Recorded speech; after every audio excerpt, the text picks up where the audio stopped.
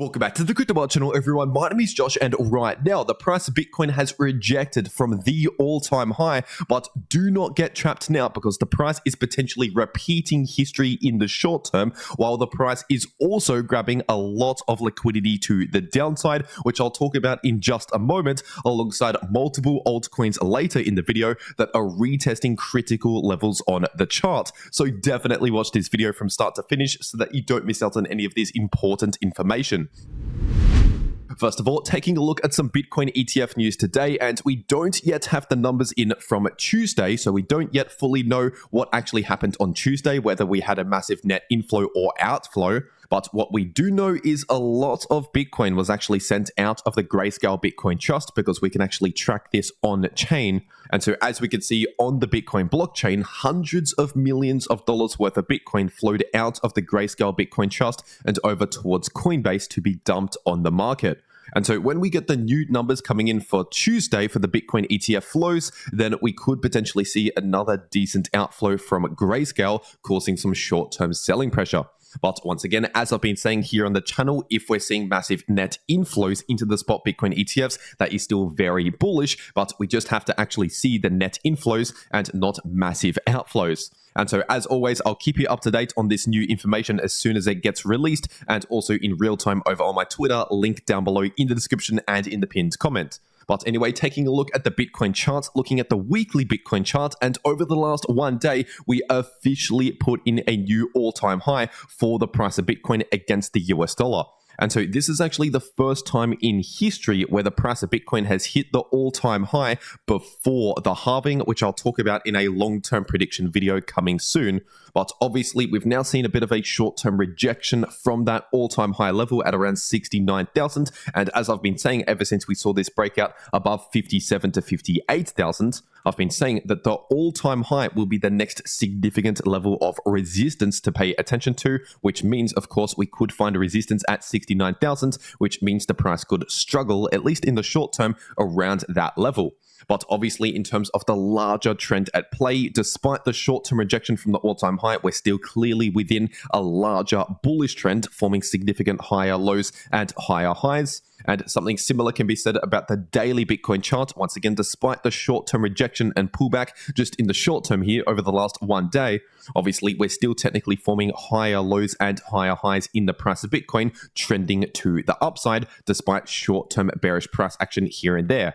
And if we're taking a look at the momentum in the daily Bitcoin MACD, right now, technically speaking, this is still looking bullish, showing bullish momentum. And now, once again, this does not mean only bullish price action. Once again, during a bullish trend, we can see short-term bearish price action here and there.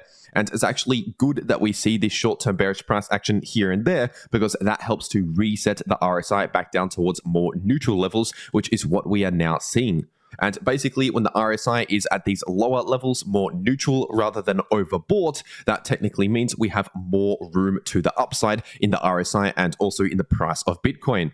And of course, this is not the first time this has happened to the price of Bitcoin running into the old all-time high and getting a major rejection in the short term before eventually at some point breaking out above that all-time high officially. And I'll talk about that in just a moment, but first taking a look at the 8-hour Bitcoin chart, and right now we're technically still seeing this bearish divergence that I've talked about over the last couple of days. And so once again, as I said in my last video, this bearish divergence on the 8-hour Bitcoin chart is technically confirmed, with higher highs confirmed in the price and lower highs confirmed in the 8-hour Bitcoin RSI.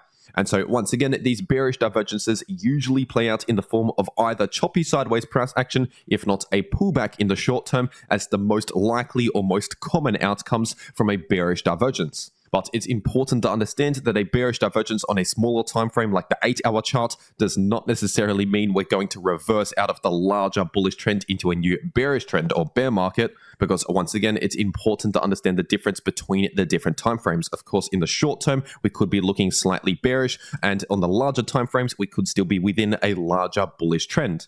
And as I just said earlier, this is not the first time this has happened, because if we're taking a look at November 2020, first of all, we can see two major bearish divergences here on the 8-hour Bitcoin chart, very similar to the ones that we've seen just recently. But I'm not just picking out any bearish divergences that we've seen in Bitcoin's history, because this price action right here in November 2020 occurred right around the previous bull market top, the previous all-time high. Because, of course, the 2017 bull market top was at around $19,000 to $20,000 per Bitcoin. And this is the point where the price of Bitcoin fully recovered up towards the old all-time high in November 2020. We finally got back up towards 19,000 to 20,000. And so once again, it's very similar to right now, how we've finally got up to the old all-time high at around 69,000. And right when we got to that old all-time high, we saw that rejection and bearish divergence on the 8-hour time frame, extremely similar to exactly when we saw the old all-time high in the price of Bitcoin finally getting broken. And so once again, what we actually saw was, first of all, a move to the upside like this, and then a slight pullback, and then a quick candle wick to the upside to set a new all-time high.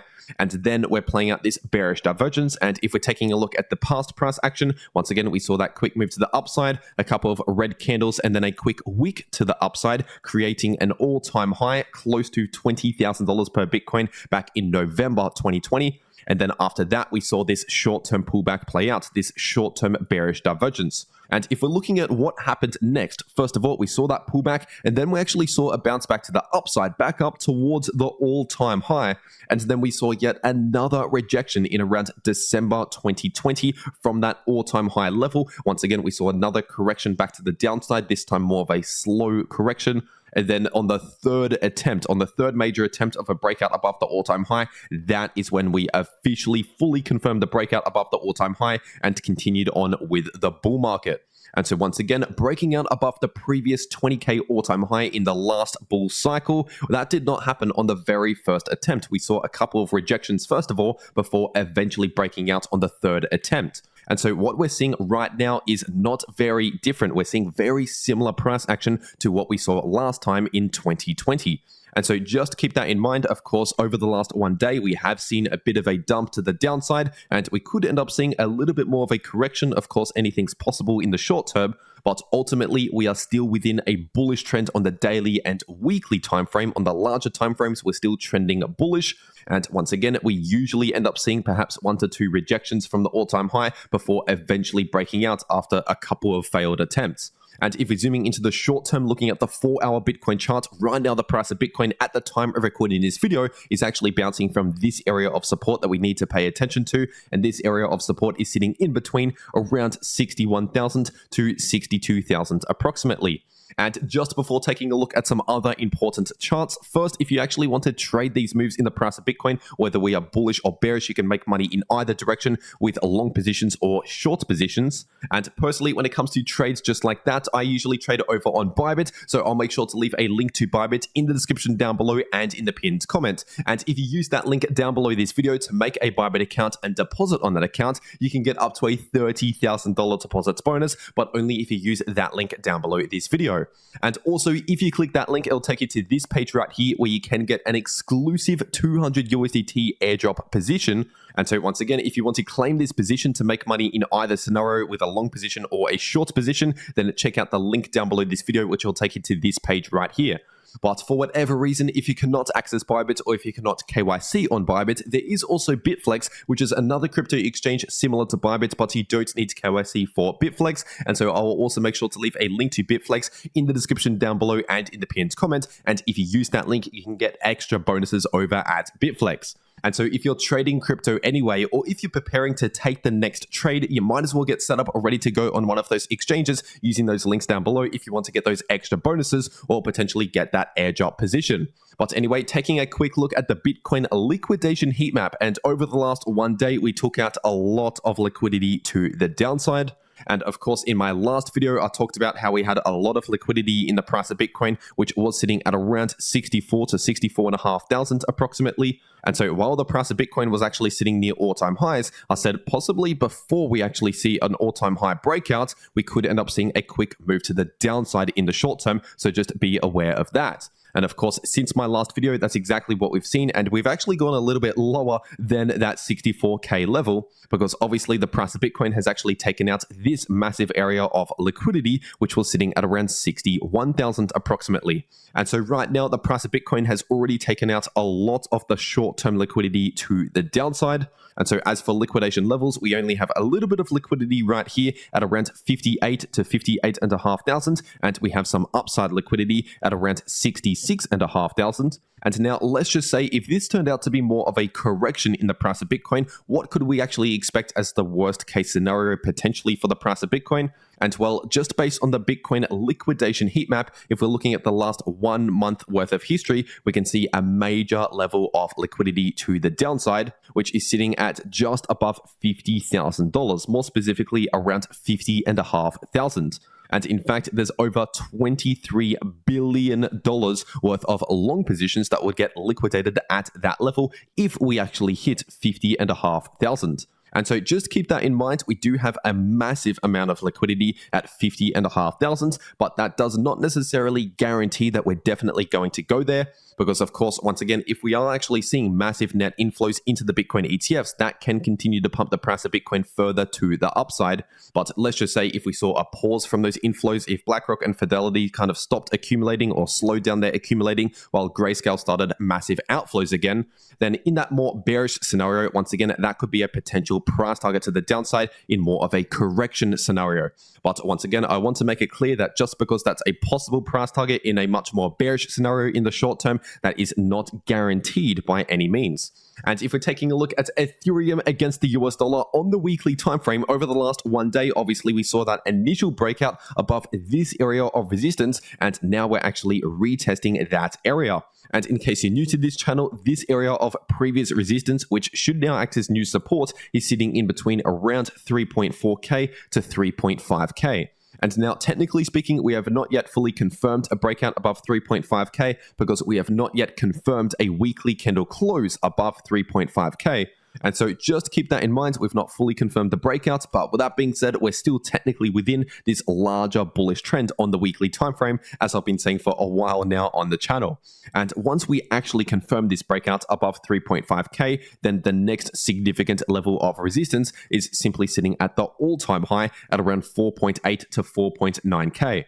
And if we're taking a look at the daily time frame, obviously right now, despite that short-term correction, that bit of a scandal candle that we're seeing at the moment, obviously right now we're still trending overall in the bullish direction, forming higher lows and higher highs. And if we're taking a look at the momentum in the MACD, this is still looking bullish. We have not come close to any new bearish cross, at least not yet in the MACD.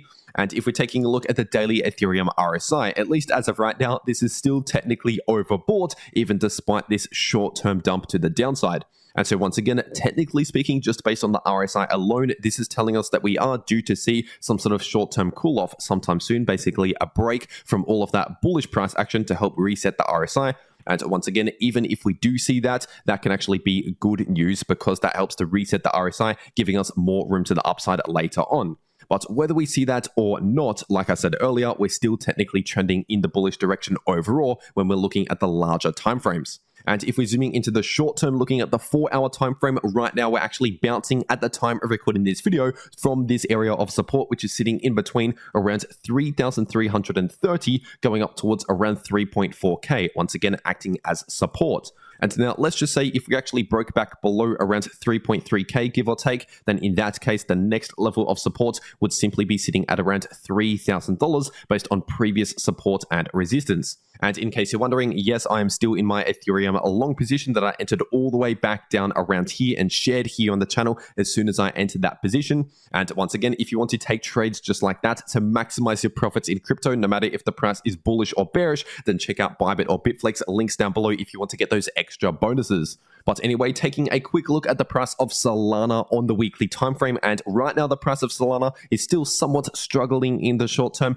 around this area of resistance, sitting in between around $120 to $140. And so like I've been saying over and over again recently on the channel, expect the price to somewhat struggle in that price range, considering that is major resistance. But ultimately, despite what's happening just in the short term, we're still technically within a larger bullish trend, forming significant higher lows and higher highs in the price of Solana. And so ultimately, if this trend continues and we see a breakout above around $140 actually confirm with a weekly candle close above $140, then in that case, this area of previous resistance should become new support. And also the next significant resistance is simply the all-time high at around $250 to $260. And if we're taking a quick look at the price of Cardano on the daily time frame, obviously over the last one day, we saw that quick move to the downside along with the rest of the crypto market. And even though we have not actually confirmed a daily candle close back below this breakout line right here, this previous line of resistance, which was sitting at around 63 to 64 cents, of course, if you took this long position, this breakout trade right here, and you actually followed my short-term strategy of moving my stop loss into profits, or at least up towards your entry price, then obviously with this quick move to the downside, you would have been stopped out of your trade in profits. And so personally, that's why I always like to move my stop loss into profits. And so even in the worst case scenario, if we just flash crash to the downside, then having a stop loss sitting in profits will cover you. That will exit you automatically out of the trade wherever the stop loss is sitting at. So if your stop loss is in profits, you'll automatically exit the trade in profits. And so obviously, even though we did not fully hit the technical price target for this breakout trade right here, and technically speaking, because we did not confirm a candle close back below 63 to 64 cents, technically that price target could still be valid, which by the way is sitting at around 87 cents. But ultimately, once again, if you took that long position and you had your stop loss in profits, you'll be out of that trade, which would have been a profitable trade, of course, if your stop loss was sitting in profits. And if you want to actually know how to take these trades in the price of any crypto and use stop losses and all of those things, then make sure to watch these videos popping up right here on your screen. The video in the top left shows you how you can profit from bullish or bearish price action using long positions or short positions. And the video in the bottom left shows you how you can easily profit from choppy sideways price action. But anyway, that is everything that I have to say for today. I really hope you enjoyed, and I'll see you all in the next video.